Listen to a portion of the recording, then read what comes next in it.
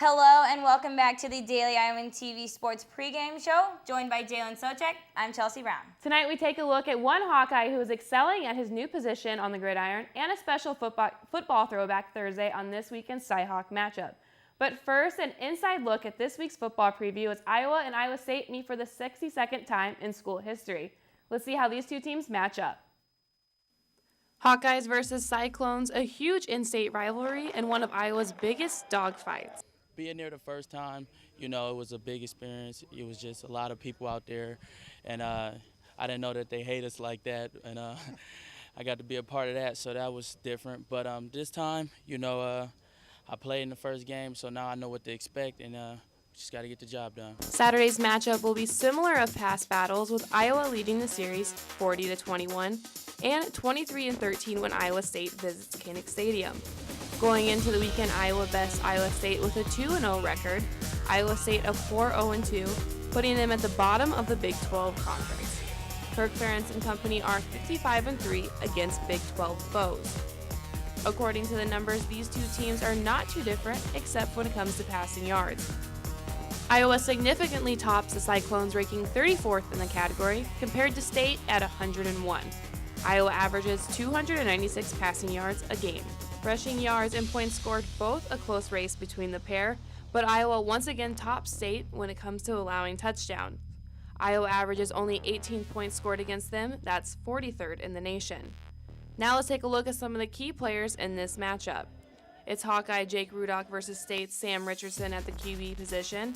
Both nearly equal when comparing pass completions, but Rudock has nearly doubled Richardson's throwing and has yet to throw an interception compared to Richardson's 3 picked-off passes.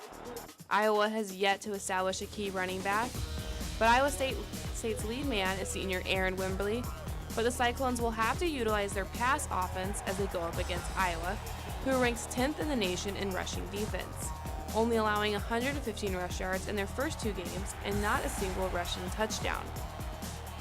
Senior wide receiver Jarvis West leads the Cyclones at 90 reception yards with freshman receiver Alan Lazard. Lazard's averaging 22.5 yards a catch. Jalen Socek, Daily Iowan TV Sports. It's a classic Kirk Ferentz story in the making, an under-recruited player getting the chance to prove themselves as an elite player. This is a case that can be made with defensive back Greg Maben. Whitney Blakemore has the story. When sophomore Greg Maben came to Iowa, he had something to prove as the Hawkeyes were the only powerhouse school to recruit him. But getting that chance to prove himself wasn't easy. He redshirted in 2012 and did not see any game action in 2013. The then wide receiver began to question if he was in the right place. In the spring, Greg Maben went into Kirk Ferentz's office hoping to change his number from 88 to 13. But when he left his office, not only was his number changed, but he also had his position changed entirely. It's been a hard transition. I'm not gonna lie, but I've got some really good coaching. Coach Parker's coached me up really good, teaching me all the techniques that you need as a defensive back. So I feel like that's probably helped me the most. During spring training and preseason practice, Maben fought for his cornerback spot against his own roommate Maurice Fleming, ultimately earning first string in both games so far this season. Greg Maben has done an outstanding job at cornerback. He's able to run with our receivers, and he's really athletic, and he can jump. He has long arms, so and he knows how to go out there and compete and get the ball out. So he's done a really good job. This year's season opener against Northern Iowa was Maben's first time to take the field not only as a Hawkeye, but also as a defensive back. He recorded 4 total tackles and put up an interception in the fourth quarter to secure the win. It was really unreal. I've been waiting for that moment for a long time now to actually step on the field and then to get my first interception in my first game. It was just a blessing. The position change has worked in his favor. Whitney Blakemore, Daily Iowan TV Sports. Iowa State with a long rival history beginning in 1894, but it was the Cyclones that took that win in a 16-8 finish. The rival still continues today, but the odds seem to be in the Hawkeyes' favor. With that, we begin a special edition of Throwback Thursday where we take a look at numerous friendly rival statistics from each team. And we start off with the last time Iowa State won a conference championship way back in 1912. Iowa State has only won 2 conference championships in school history, which date back to their membership in the Missouri Valley Intercollegiate Athletic Association. Yeah, Chelsea, and to put some perspective into that, the price of gas during that time period ranged from 18 to 21 cents per gallon. The Hawkeyes have a total of 13 conference championships under their belts, with 11 of those being part of the Big Ten Conference. Iowa has also appeared in 27 bowl games in school history and has a record of 14, 12, and 1.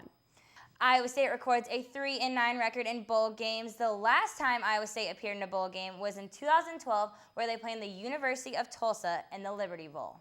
And as Chelsea mentioned, the year 2012 was also the last time Iowa State won against the Hawks. The Cyclones defeated the Hawks on their own turf with a low-scoring game of 9-6.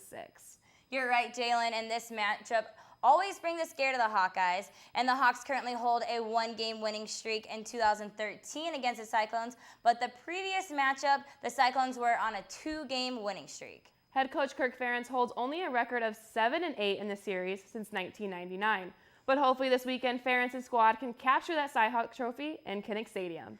Well, that'll do it for us here in the sports studio tonight, but be sure to tune in every Thursday night for our weekly football pregame show. And don't forget to pick up a print copy of pregame in tomorrow's edition of the Daily Iowan. And you can get all your updates during Saturday's game on our blog at dailyiowansports.com, as we'll be bringing you live updates from Kinnick Stadium. Greta, Nick, back to you at the desk.